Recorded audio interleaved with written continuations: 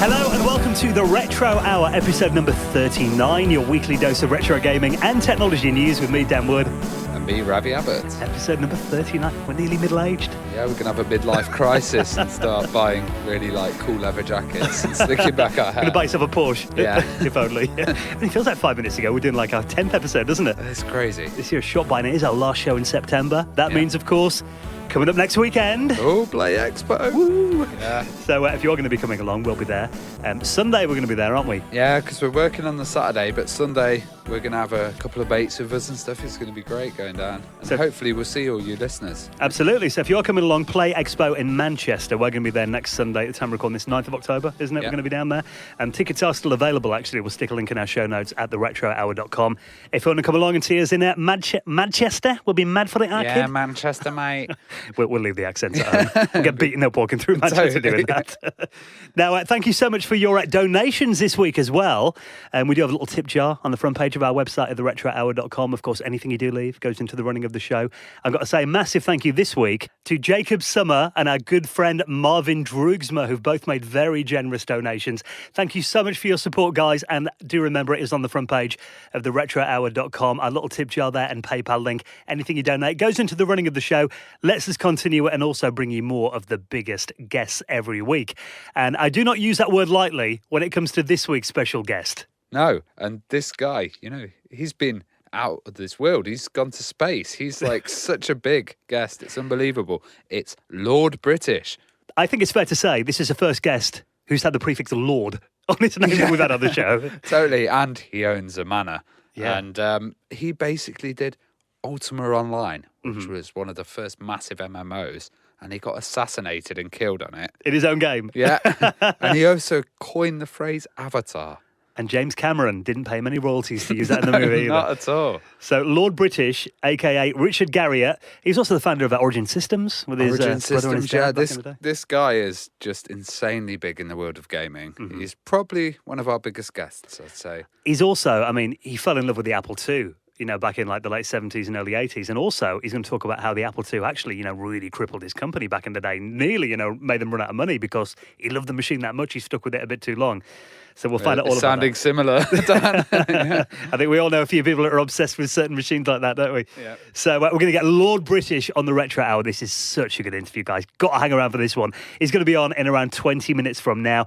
Now let's get into this week's news stories, starting with a bit of Spectrum news. Yes, so as we know, there are many Spectrum projects going on at the moment. Keep up. You can't keep up, no. And the Vega Plus is one that we were talking about previously. Well, this is another project which is called the ZX Spectrum Next. Okay, I do remember we talked about it when it was just kind of first talked about, but they've actually confirmed the specs for it now, is that correct? And this was that very slick-looking keyboard. Shiny. Shiny, yeah, with nice keys. Now, the specs of this are really interesting because it's something that the Spectrum Vega hasn't done. Mm-hmm. And it's basically the firmware is a lot more powerful, so it allows them to copy clones which came out, such as the Radastan, Okay. Timex Color, Timex High Resolution, and the Sam Coupe.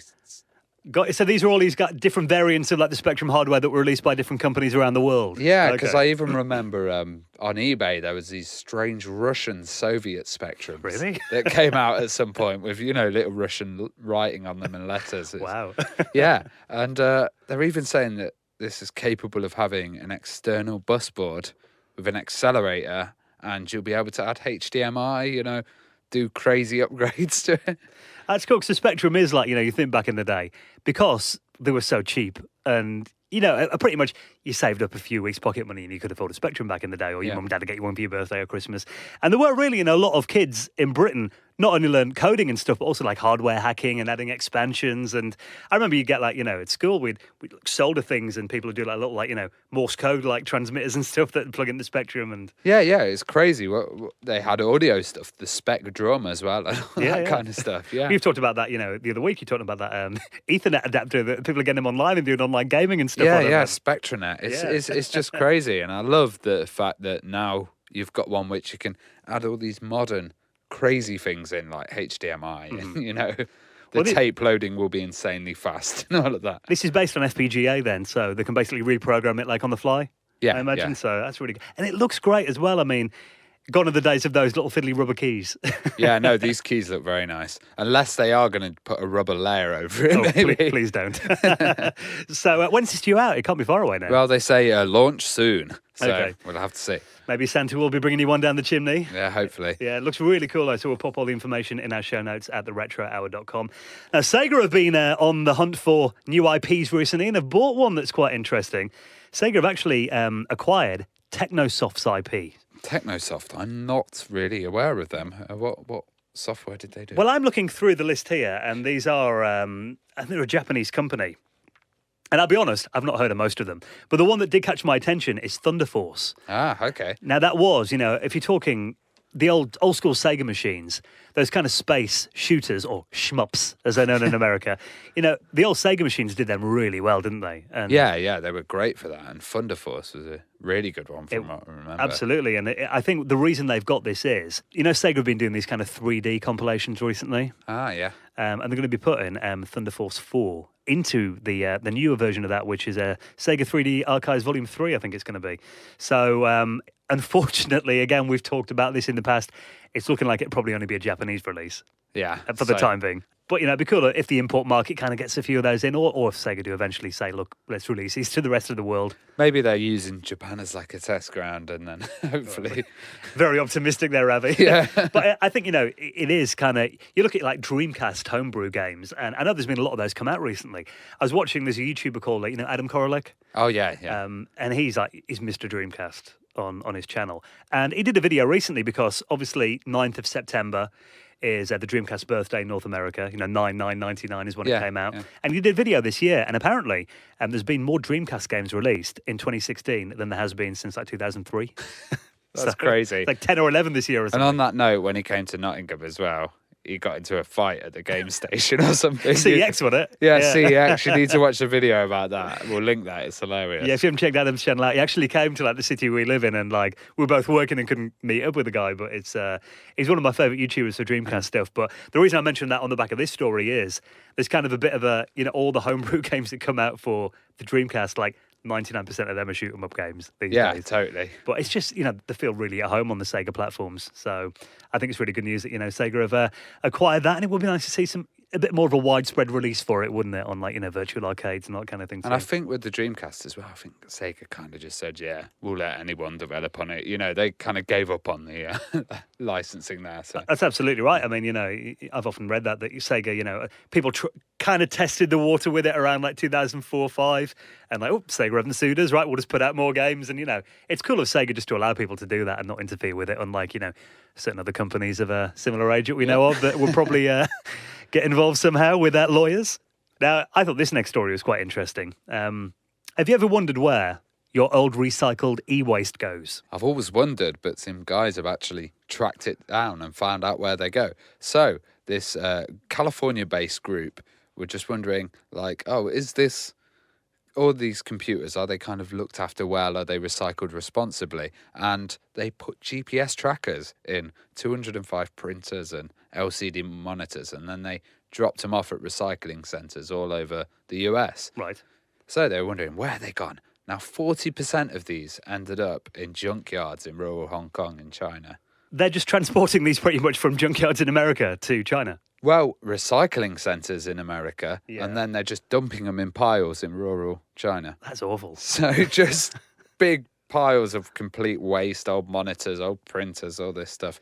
It's actually really bad. And a lot of these kind of items are made, and, we get a lot of disposable items as well. And we throw tech out a hell of a lot. Mm-hmm. And it all just goes to developing countries, or it goes to, small rural places, and people burn it and get metals out of it and get bad diseases, and we never kind of think about where all this stuff goes once we've used it. Because you'd think, I've dropped like, old monitors and stuff off at recycling centres, and you always assume that, maybe they're going to send that to like, I don't know, an internet cafe in like a third world country, or they're going to, strip it down for the metals and make new stuff out of it. Yeah. The fact they're just dumping it though in like... Well, the company actually holds the E-Stewards certification, which means that, they're supposed to be responsible recycling people. And they said they were very, very sorry, apparently. Oh, I bet they are now they're in court. Yeah. But you know what's really annoying as well? I mean, I know there are guys on YouTube. Have you ever watched, like, they do dumpster diving kind of videos and stuff like that? And I've seen a few guys on there who go to, like, their local junkyards and stuff to drop, stuff off, but they might see something they really want. There's one guy who found, like, a Powermac G5, and he tried to take it. Like, oh, no, you can't take it. You can't take totally. it. I went to the dump yard to just throw some old TVs away, and I went in and they had, like, nice old CRTs and everything, and there was like a whole room of them, like, and I was like, can I take them? No, mate, they're already designated trash. And, they're smashing these things up with a hammer. Oh god, it's just really bad. Yeah, so hopefully now that they've been busted for that, maybe that situation will improve. Maybe they'll actually start recycling them. Like the name would suggest. Yeah, chucking them in the countryside. Now, we mentioned the Spectrum before, and I think the amount of Spectrum clones and new versions that have been made. The only thing that's really comparable to that would be the NES. There is yet another NES hardware on the market. Another one? Oh my God. What's this one do then, Dan? So this is called, Retro USB are the company behind it, and this is called the AVS. It kind of looks a bit like it could have been made in like 1985. It's even yellowed. They've pre-yellowed it to add that retro feel. Is that going a bit too authentic there, maybe? You want to retro bright it looking at it, don't you? Yeah, someone's going to pick that up and think, I found the rare beauty. Another rare NES prototype that never released. But this thing, it does look... Design-wise, it's a bit different to an old-school NES, but it looks like the plastic's very similar, and it kind of looks like it could have been made by Nintendo in that era. Even the buttons are really similar, and it's got the old-school controller ports on there too.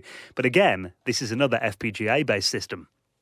Wow, there's so many coming out at the moment. FPGA is also, obviously we talked about the other Nintendo system a couple of weeks ago, the one that was like $500, the one by Analog NT, wasn't it? This one is a lot cheaper though, and apparently it even offers a lot more performance and features than that system as well, including, they've kind of got some really good upscaling hardware in here as well, and this outputs on HDMI, and it means that essentially your games, it'll sharpen them up, put them out in 720p. They reckon they've done tests here, and the games look even better running on this hardware than they do on the Wii U on the virtual arcade on there. Jesus. Well, I've seen that it's got 2 slots in there. So does it do NES and SNES games? I think it's for different regions. They've got the different slots in there as well. So, again, it's FPGA, so that means it's not emulation. They basically, rewire the chip to be like, kind of a NES on a chip, if you like. Yeah, but you're plugging in the game and it's actually playing through this system and outputting in beautiful HD. And it's even got stuff like, scanline emulation in there as well for us CRT freaks, probably as near as you're going to get. Yeah, that's pretty cool though. And it seems to be all the original controllers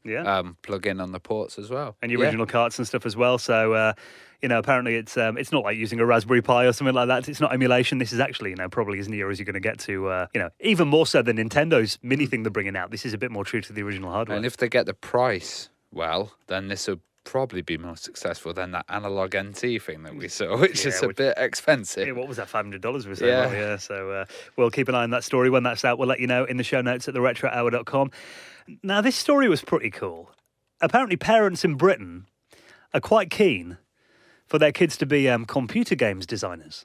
Well, this is kind of a really not scientific survey because it was held by Cartoon Network. Right. But they're basically saying that now in Britain, a lot of kids are learning coding. Children are learning coding aged 5, and they're being asked at their school what's their favourite subject, and a lot of them are saying coding. Wow. So this whole new generation is coming up, and now parents are realising that the skill sets in these children are really important, and they can actually increase imagination and creativity and stuff.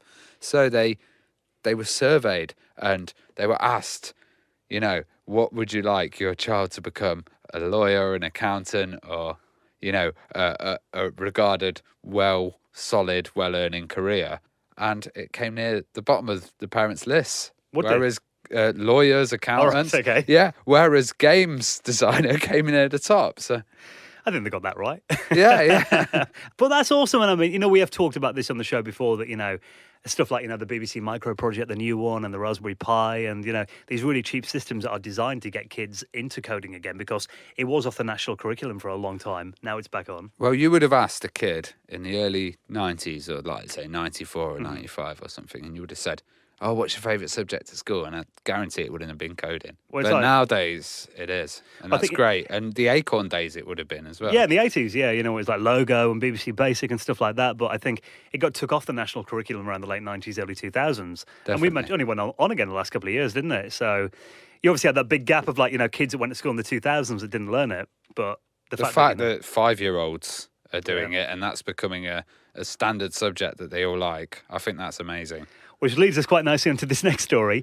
A kid becomes certified Microsoft tech age 7. Age 7, yes. So Microsoft seem to be really into these kind of kids that are doing aspiring stuff at the moment. Oh, we talked about that kid the other week who bought a mainframe and got a job at Microsoft, didn't we? Yeah, totally. And this kid, Hamza, he wants to be Bill Gates, apparently. Right. That's what he said. So he's not a bad goal. Yeah, aiming high. And he's actually a Microsoft certified technician now, age 7. Wow. And that's a Microsoft Office specialist for Office Excel 2013 at the moment. I've seen a little interview with him and he's like, he can hardly string a sentence together, but he's saying, I can code web apps, I could do console apps, and I'm just like blown away. You could do more than I could do. He could develop a basic shopping cart and all of this stuff online. He probably thinks in binary, doesn't he? Yeah. We wouldn't understand.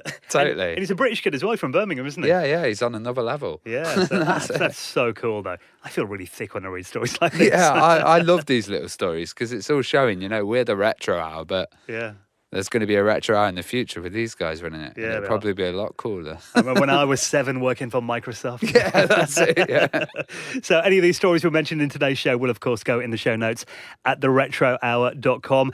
And we'll see you next weekend then if you're going to be there. Play Expo in Manchester. Oh, it's going to be great. Oh, what a day that's going to be. If you haven't been before, seriously, how much fun did we have last year? Oh, loads. It's just rooms full of arcades, wicked music. There's retro corner, there's some crazy cosplayers there. Oh, it's good fun. Look out for Ravi hanging around the Amiga kit if they're there trying to skank CD32 games off them. Yeah, spilling beer all over their X1000. So if you're going to be there next weekend, we'll see you there. We're going to be there on the Sunday.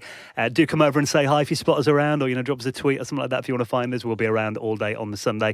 Thank you for checking out episode number 39. We'll be back again next Friday for the big 4-0. Yep, and the announcement of the winners of the competition. Yes, of course, we've had this competition running for the Commodore 64 Visual Compendium books. Well done if you've entered. We'll find out who's won that on next week's show, and we'll be in touch and get those books in the post. And now then, over to the main event for the next 45 minutes or so on the Retro Hour, Lord British. Richard Garriott. And we'll see you next Friday. Ciao.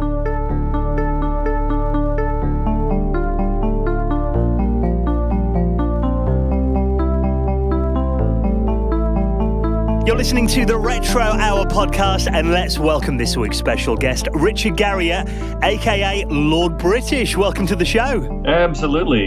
Thrilled to be part of the Retro Hour. I'm a bit of a retro guy myself. Well, I'm looking forward to getting some stories. First of all, though, we've got to ask, where did the name Lord British come from? I'm not sure if you've heard this before, in fact, based on that question, but I was actually born in Cambridge, England, so I am a passport-carrying Brit. I grew up in Houston, Texas, so obviously I don't have a British accent. But interestingly, I don't have much of a Texas accent either, based upon the little community where I grew up next to NASA. And some of the kids in my sophomore year of high school, when they said hi to me and I answered in my voice, hello, they thought my hello sounded foreign. And so they nicknamed me British. And that nickname was given to me in the same day that I began to play the game Dungeons and Dragons. And we all used the nicknames that had just been given to each of us by the kids here at the school. And so the name kind of stuck through my D&D campaigning. And ultimately, as I started writing games, Lord British became a character in the game and the pen name that I used on the games. Before I really was ever publishing them, that was really just something I was doing for fun for me and my friends. But my first publisher, when they kind of saw these homebrew games that I was making, thought that story that I just told you was kind of clever. And so took Richard Garriott off the box and left Lord British on the box. It's a pretty cool name. I like it. And I was wondering, you were into Dungeons and Dragons in the early days. would you have like a club or a group of guys that you'd do it with? Absolutely. In fact, it was during one summer that I kind of learned to play it when I was at sort of a nerd camp for computer gaming and math, which is where I got that nickname. But then as soon as I went back to my home and my home high school, I started a campaign which grew and ran for 3 years. That not only included me and my group of 5 or 10 people every Friday and Saturday night at my house, but it grew so large. The group grew so large. We had games going in the living room, in the family room, in the dining room. We kicked my mother out of her art studio. She had to build a whole new art studio. We used to have a ping pong table in the garage, which got converted to another gaming table. So we would have 5 or 10 games going on different nights. On Fridays and Saturdays, and it was sort of the happening in my neighborhood for at least 3 years until I went off to college. Well, what was it that got you interested in like fantasy and games originally then when you were like really young? Well, so in addition to what I just told you, the nickname Lord British, that was also the same year I was given my first copies of Lord of the Rings. So all these things intersected, sort of at the same time. And within that year, I had sort of found my life's passion all at the same moment. And this was right at the emergence of computer games. So in fact, this was before personal computers. The Apple II computer didn't even exist yet. So I actually wrote my first handful of games on a teletype, a big clunky electronic typewriter that read spools of paper tape for its memory. And so it was very, very, very kind of brutal, brute force machine. But it's really how I got my foundation. Well, I know that you did the early D&D series on a teletype. How exactly did you code those then? What was it written in? It was written in BASIC, and the same high school that I returned to after that summer camp, they had 2 teletypes in the school, only one of which had a modem to attach to this offsite computer. And the faculty in the school didn't use it for anything. It was not used in any class. No faculty knew how to turn it on, much less utilize it in any way.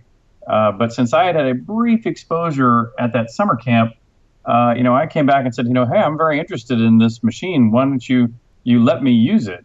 And while I was a BC student throughout my scholastic career, I was a top competitor in things like science fairs. And so the faculty knew that if I was interested in something, I could do it at a very high level. And so they actually let me have that computer in a classroom by myself for the remaining 3 years I had of school, with no teacher, no curriculum. I just told them what I was going to work on, and at the end of that, they'd look at it and go, "Yep, you did it all right. Here's a letter A grade for you." And what I did for 3 years was write games. And so the D, to be separated from D&D, which is a trademark still of TSR. And of course, I wasn't publishing these, so it wouldn't have really mattered.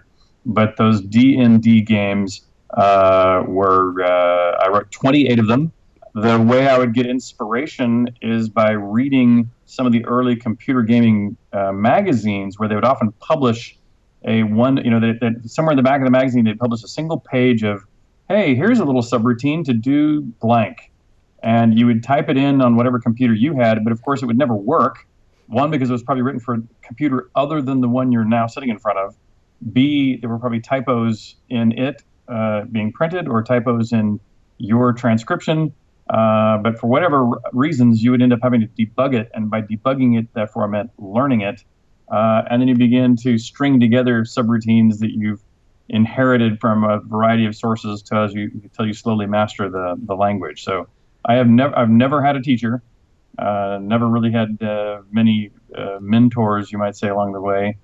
Completely self-taught in everything I've done. That's pretty amazing, because it sounds like they let you have free reign on the subject. So kind of like university, but at a school level. It's really interesting. Yeah, that's true. And in fact, even as I reflect on it, it was pretty good foresight on the part of the school to make that realization. Well, at that time, you must have been one of the first ever people to be doing computer role-playing games. There can't have been many others around then. No, in fact, I would argue there were none. Yeah, so the only games that I saw on a computer that predate me was there was a text-based Hump the Wumpus game There was Zork and a couple of other text adventure games. And somewhere about that same point in time, television, a device to play Pong, came out. But of role-playing games, I don't think there are published examples that precede me doing my unpublished personal work. It's amazing because we've had quite a few guests that have actually talked about D&D and how it's influenced them to going into computer games. There's a really strong link with that. No, I think so. In fact, what's interesting also about trying to write a role-playing game on a computer is that in many ways, we're still striving to simulate those earliest days of paper role-playing games. But what's interesting, at least in my mind about it, is that I actually think that not only are we still failing to capture the magic of a well-run interactive story around a tabletop, we get closer and closer every year, but we still aren't there. But I would also say that players of tabletop role-playing games have lost some of the magic of those earliest days also. And so there's something that has been sort of lost and hasn't been recaptured. And here's my case for that. In 1977, which is when Dungeons and Dragons was published, I believe, the early adopters were a small group of interactive storytellers. I would say they weren't even gamers, quote unquote, because this was the first of a new type of game. These weren't people who were already gaming. This brought a new kind of gamer into existence. And those earliest adopters were the universally good interactive storytellers from the start. And I remember that, when I would sit down to play, I already was never paying any attention to the books or the rules or the manuals, other than for inspiration. I was sitting around a table and I was setting a scene, and then based upon everyone's reaction, if it was logical and reasonable and seemed like it probably ought to work, then it generally worked. And if it was silly or illogical or clearly wouldn't have worked, guess what? It doesn't work. And so the rolling of dice or the computing of numbers was very, very distant from the interactive storytelling that was going on around the table.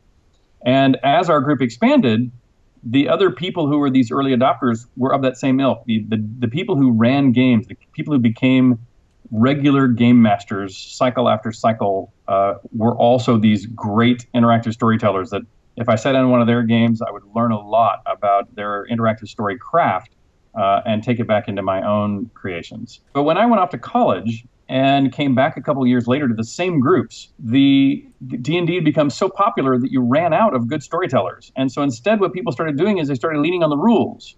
And they started saying like, well, I opened the door and we bashed through, and so we surprised the people on the inside, and so we have initiative, and I've rolled it's this kind of plus, and maybe I'm 2 feet taller, so I get some other kind of advancement or initiative, or I'm on a chair and you're not, or I'm on a stable surface and you're not.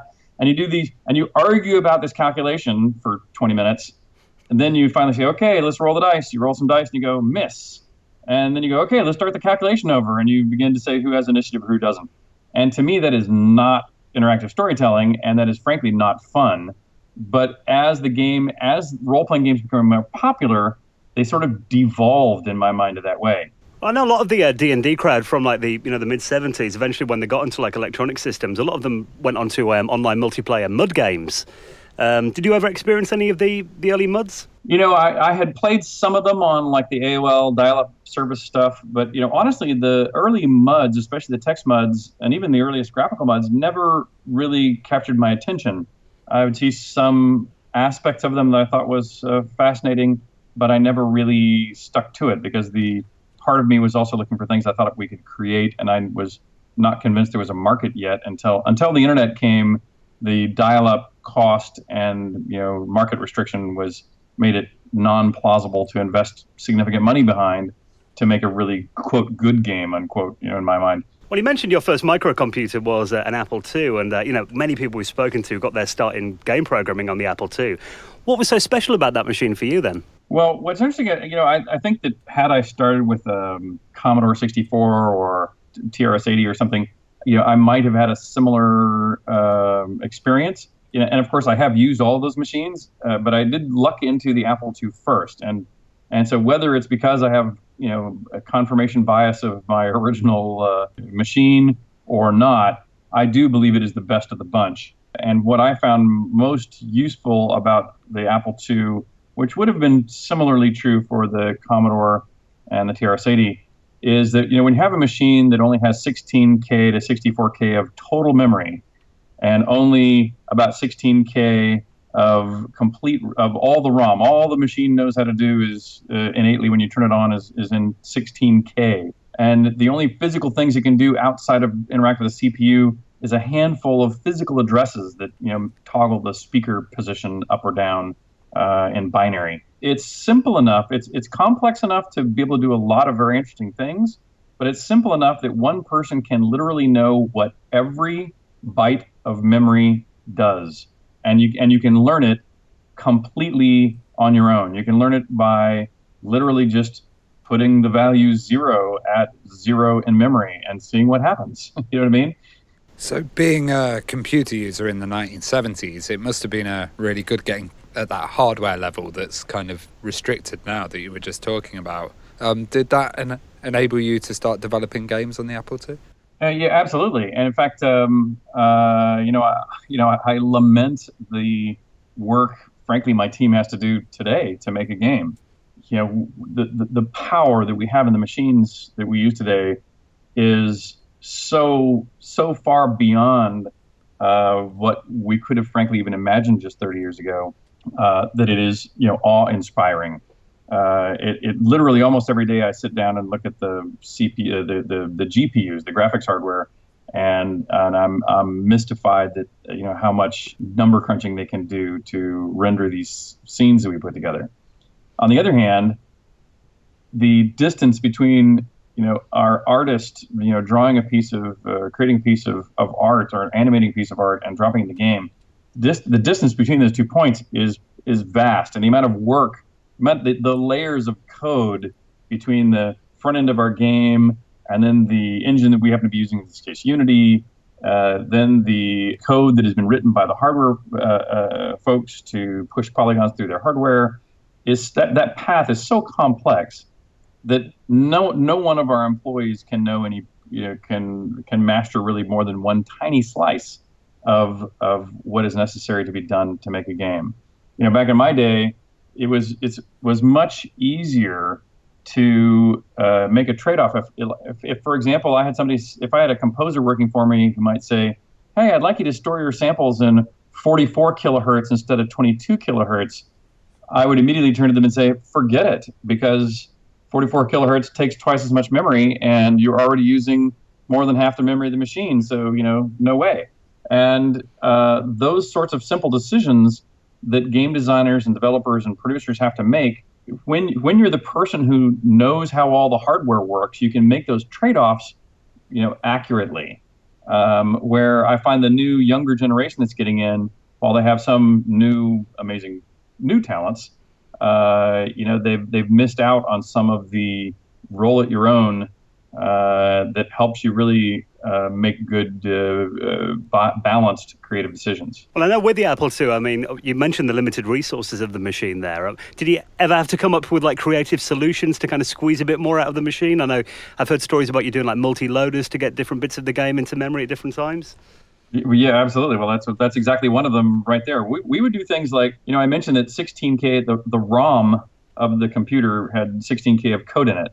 You became intimately familiar with the code written by, either Wozniak or Bill Gates that might be stored in some of these places to see if there were any subroutines in their code that you could either call the whole subroutine or jump into the middle of the subroutine and have it return at the end to do a function you needed, so that you didn't have to write it in the memory you were using.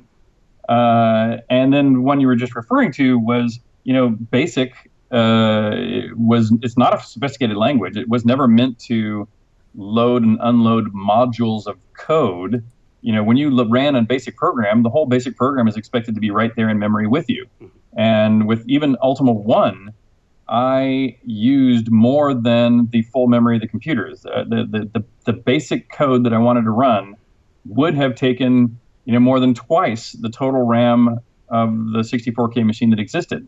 And so what I did is, after I had a pretty stable main code base, I made sure that the end of the code was where I rendered each monster type. And so then what I did is I said, when you're on the first floor of a dungeon, these two monsters will be at the end of that basic file. And then when you go down to the second level of the dungeon, what I would do is I would cheat. I would basically copy from the drive the back half of a program while the original program was still running, and I would just clobber the back of the program by loading two more monsters sort of exactly at the right place to where the basic code would not have a hiccup in the binary file. And then I'd have to move the end of file marker because the amount of code necessary would be, the lines of code would change to some degree when you move from one monster to another. But if you then, weeks or days later, made a change in the early part of the program, all those positions in memory moved in a very hard to reconcile way. And so basically, anytime I fixed a bug after I started this, I had to kind of fix it multiple times through multiple resavings and reloadings of all these layers and make sure all the layers continued to work in the way that originally designed. And which was this overloading of BASIC is something, again, that I'd never heard about or was taught in school. The deeper you understand the machine, the more you realize you can, cheat the designer's intentions and squeeze a little bit more out of it than anybody else previously had thought. One of the games that you did on the Apple II, Akalabeth and the World of Doom, that was pretty early title. Was that 1979 that one came out? I wrote it in 1979, right as I was going from high school to college, but it was released in 1980. So was that game ever intended for commercial audiences, or did you just kind of write it for you and your friends? Oh, I just wrote it for me and my friends. It was never intended for commercial release. When I wrote it, during my last couple of years in high school, I had a summer job each year at a local computer store.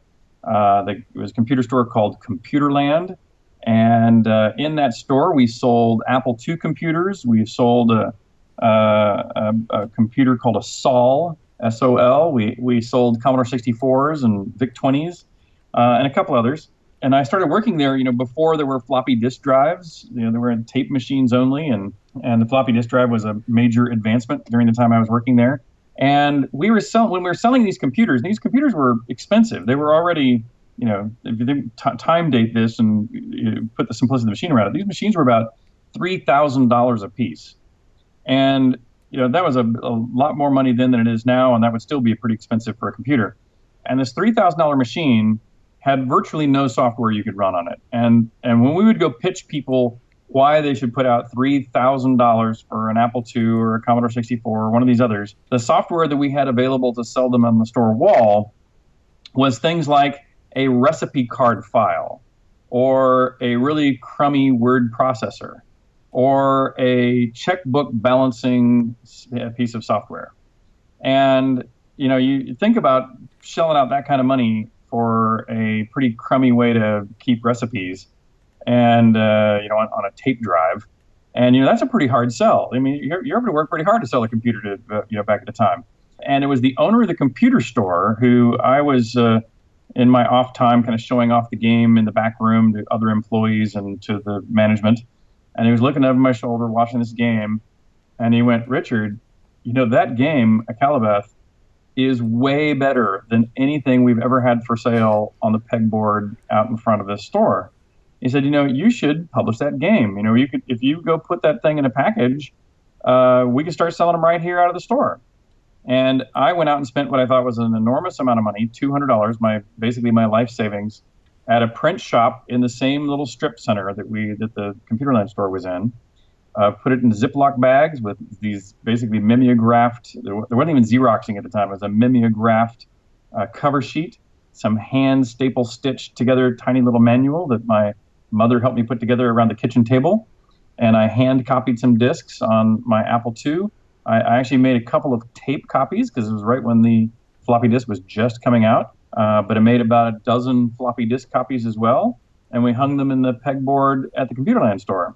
And they started selling out of that store, but almost immediately I got a call from a publisher in California. One of the very first ever game publishers was called California Pacific, and they had already been picked up. One of the few people writing code that I knew of and also really admired, a guy named Bill Budge. And so when they called me up and said, hey, there's plane tickets waiting for you at the airport, why don't you come to California, sign a contract, and we'll start mailing you money for selling your game, I was, of course, interested. And they put it in a bigger Ziploc bag, raised the price from the $20 I was selling it for to $35. My royalties per unit was about $5 per game, and they sold about 30,000 copies just in a few months.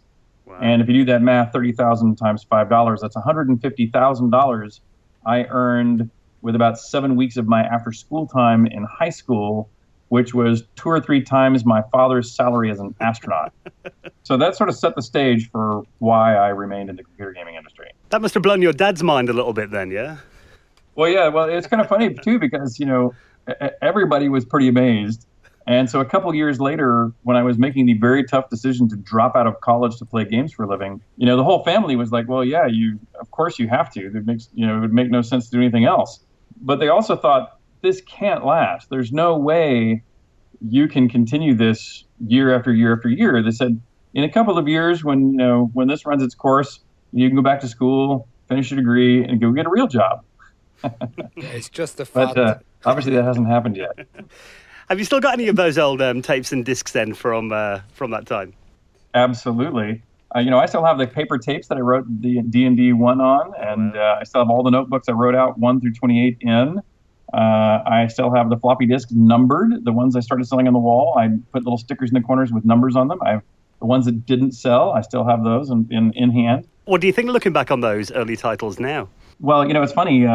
Now, of course, there's things like emulators and other methods by which you can see this. And in fact, the only one of my previous games that you were truly unable to see was the one I wrote on the teletype. That was, obviously no one that I know of has an operational teletype hooked up to an operational PDP-11. I bet there's someone out there with one. You never know. There might be. And I'd Some love guy to in hear a from them garage. if there is, because I've still got the code and the paper tape. But what I did is I made a printout. Before I left that school, I'd made a printout of D&D number 1. So for Shroud of the Avatar, the game we're working on now, we actually put up a challenge. And I published the code, and I said, we're going to build a little teletype in this game, a little steampunk kind of teletype for a medieval game. And I'd love it if somebody will take this code and make it work in Unity so I can drop it in this game. And that's what we did. And we gave out some prizes for the people who did the best conversions. And so now you can play D&D 1 inside of Shroud of the Avatar. That's amazing. I think I actually spotted a guy a few years ago at a computer show with a teletype sitting in the corner. Operational as a piece of art. I think it was operational. Well, obviously, Ultima is a series that you're most known for. I mean, is it true that the original game, the First Age of Darkness, came out of a story that you wrote at high school? Is that correct?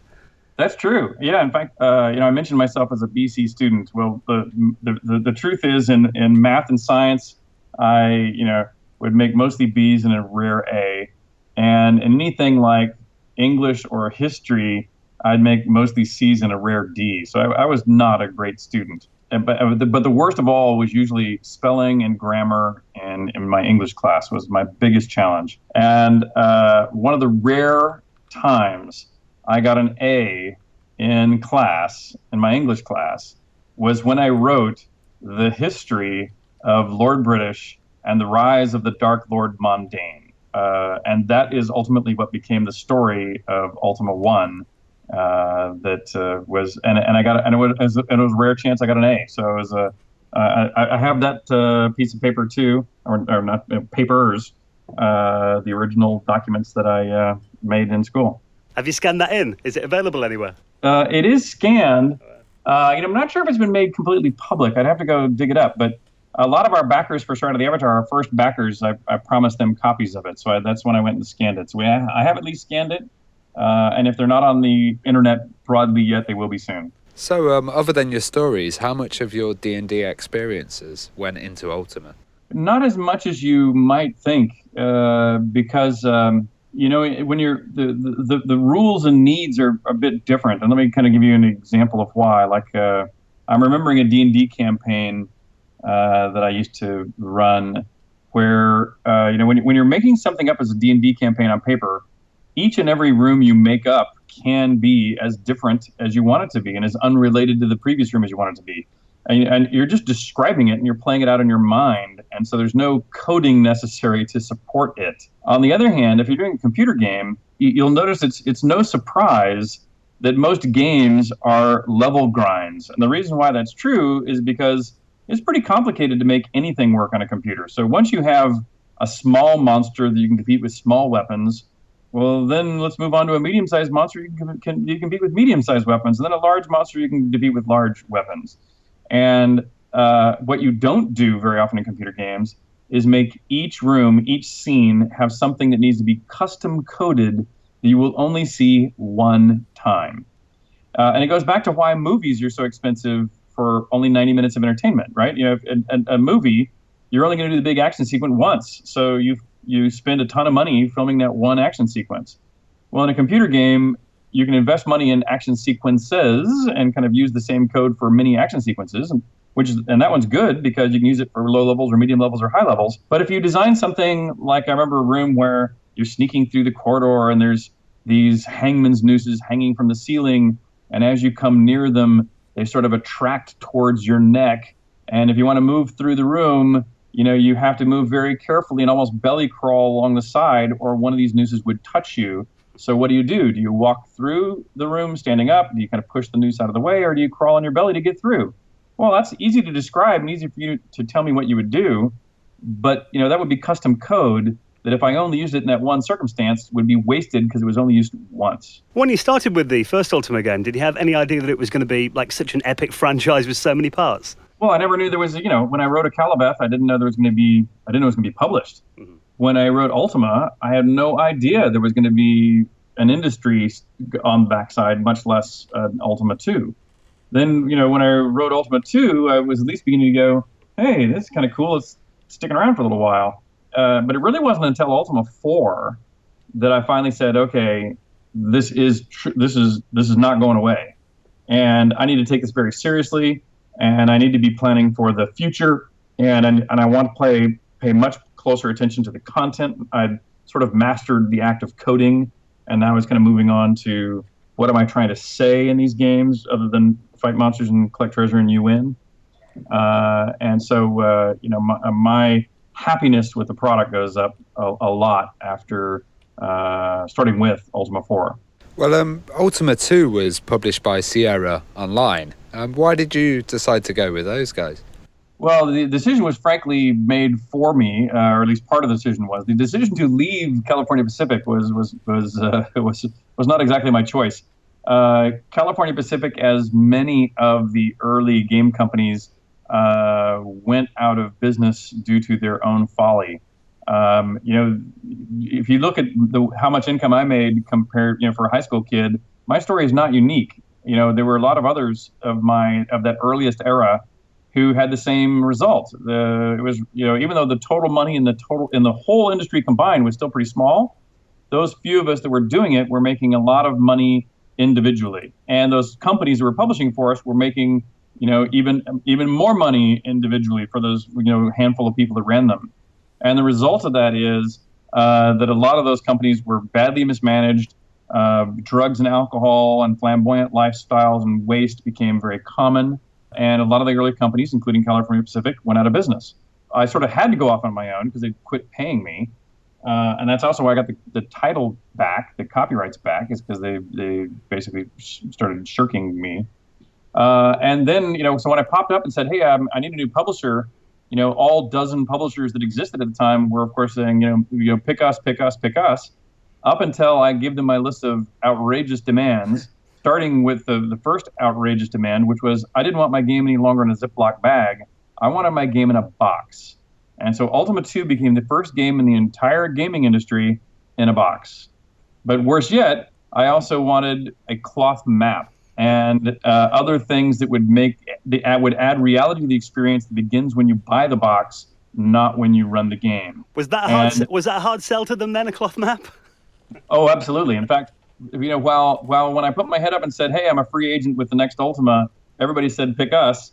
As soon as I said I want a cloth map and a box, everybody dropped out except Sierra. And that's why I ended up with Sierra Online, is because they were the only ones to agree to my outrageous demands. Well, all of the games nowadays have figurines or cloth maps or, collector's editions. So you're onto something. One of the things I like to, claim or reflect on, in the gaming industry is how many of these firsts I've had the opportunity to be in. And I don't, some people, the gamers, some know that Ultima's, the RPGs, that the Lord British role-playing games were amongst, if not the first.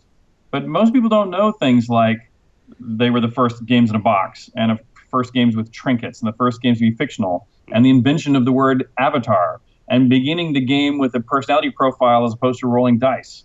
And, a lot of other, or even having storylines that are about, ethical parables, or putting you in situations which are just not level grinding and killing.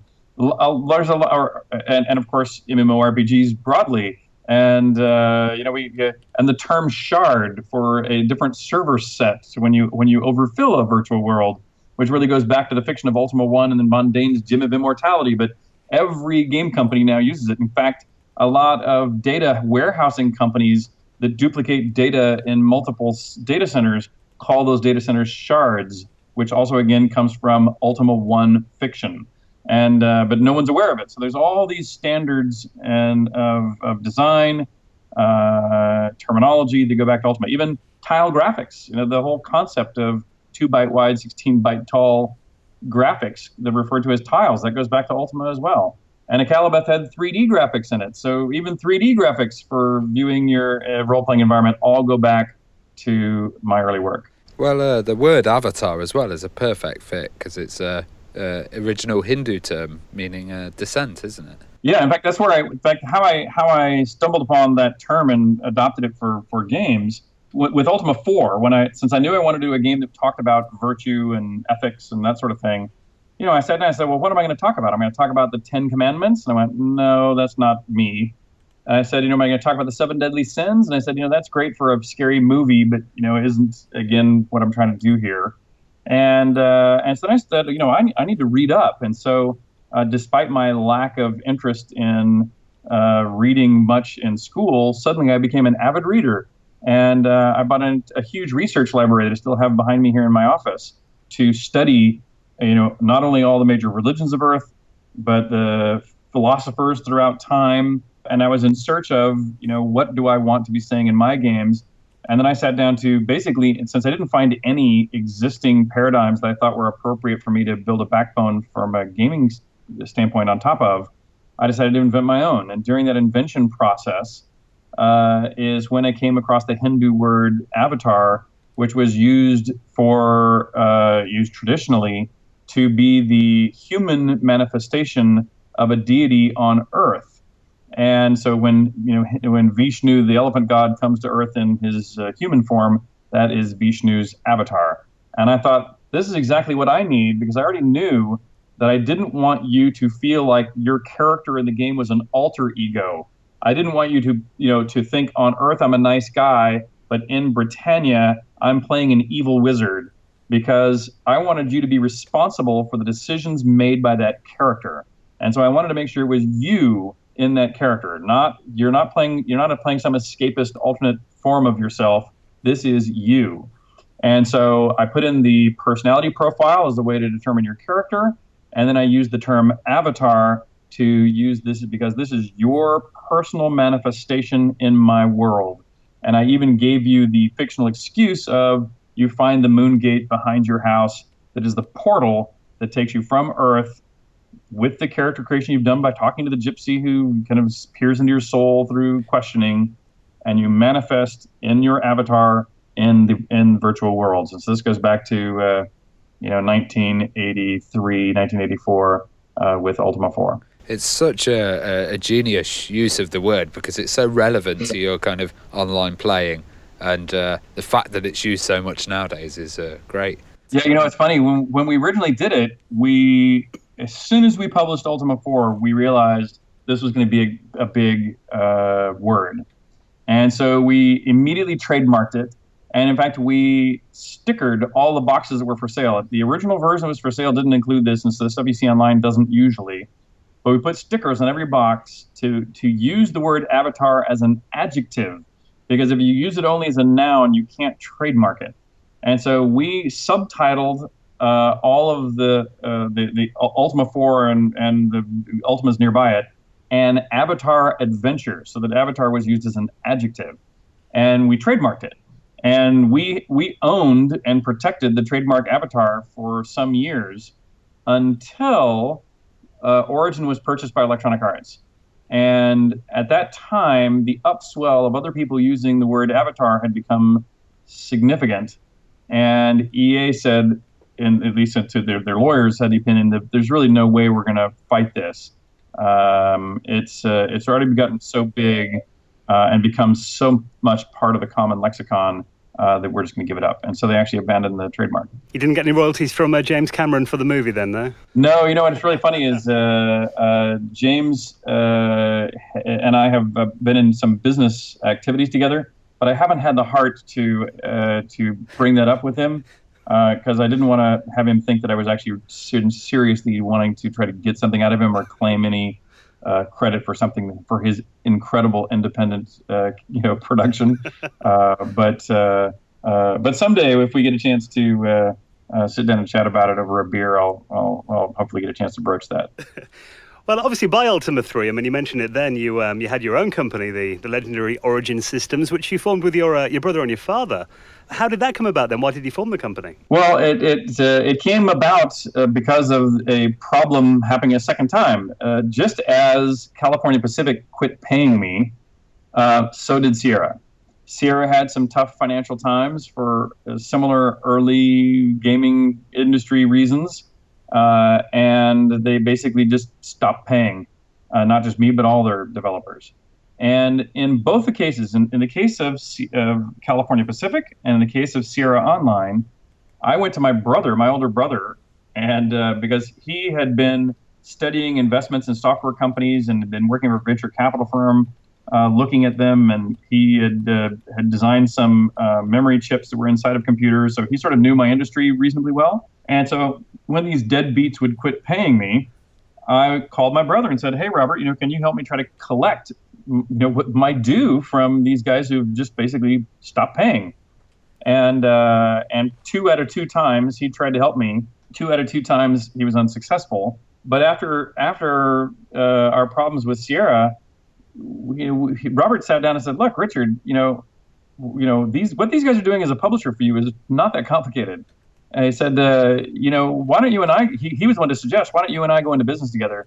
And I can promise you one thing, and that is when money comes in the front door, I will give you your royalty first." Because the thing that these guys don't understand about running a business is if they pissed off one manufacturer of boxes, they could always go find another. If they piss off one retail store or chain, they still have a few others. But if they burn the bridge of the goose that lays the golden egg, the person who creates the product, then they have no company, as you were finding out. And he said, "Look, I at least know I won't make that particular business mistake. So why don't we do this together, and at least there'll be one risk off the table." And I said, "Wow, that's better than I've been treated ever before. Let's go into business together." So that's basically how it started, and we started it literally in my parents' garage. And every member of the family became a staffer to, fold boxes, copy discs, or ship stuff out the door. And a lot of the neighborhood kids that were originally in my D&D group came on board to QA or participate in other ways. A few of them actually became authors of their own for Origin, Chuckles, and a few others. But off we went. Well, I know, speaking of, the games that you published after that, you stuck with the Apple II for quite a long time, didn't you, after pretty much a lot of other publishers had left it behind. Was it sad to leave it behind, and was the move to the PC compatible a difficult move for you? It was a difficult move, and I did resist it. But by the way, that resistance of that move was one of the terrible mistakes I've made in my career. I've made a handful of really bad decisions as a developer, and that was the first really bad decision. And the reason I say that is, when the first IBM PC came out, because it wasn't a PC, it was the IBM PC. There were no clones, there was no PC category. But when the first IBM PC came out, and we got to look at it, here was this big clunky machine. It had a CPU that was a little bit faster than the Apple IIs, but the operating system was clunky-er, if anything. It had this chiclet style keyboard that I thought was terrible. And and its ergonomic design I thought was again worse than the Apple II. And so as I looked at it, I went, that's interesting, but Apple's coming out with their newer, better, faster. Also, I not only am I comfortable on Apple, but I frankly think Apple's going to win. And so while a lot of other companies were spinning up their PC activity, I'm one of the primary people responsible for keeping Origin focused on the Apple II instead.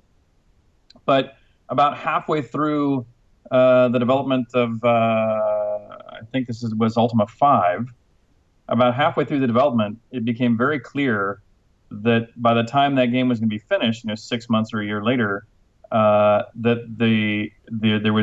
there may not be at all an Apple II market or even a Macintosh market. Because the PC and the myriad of clones that came out right on its heels were so rapidly replacing other platforms and dominating other platforms that it was very obvious that it made a big mistake. The problem then is we had an entire office full of people who knew how to develop on the Apple II, including myself, and no one who knew how to code on the 68XX processor line, the assembly language it ran, or any, all of this memorization of every byte of memory on the Apple, was now valueless. So suddenly, while I was a top programmer, I became a valueless programmer. And that was true for, the majority of my staffers. And so we had to go out and do a huge hiring spree, buy up some people that knew how to code on the IBM PC. And a lot of us, including myself, that was the end of my programming. That was the day we hired up a PC team was the last day in my whole life that I've programmed.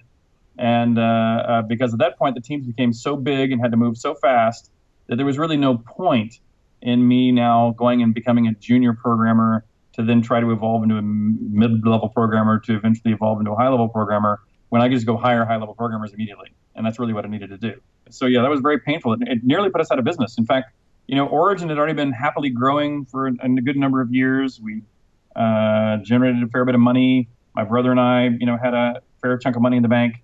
And then all of a sudden, we were going to delay every product, all of them, by about a year. And we did some projections about delaying our revenues by over a year and paying all of everybody's salaries for over a year. And that would not only wipe out all the money we had in the bank and the couple $1 million of bank loan that we had already knew we could get, but we would have to be signed for personally. But it would also wipe out all of our personal savings. Both Robert and myself would have to put all of our personal savings plus this $2 million in debt all back into the company in order to get it to survive towards publication time.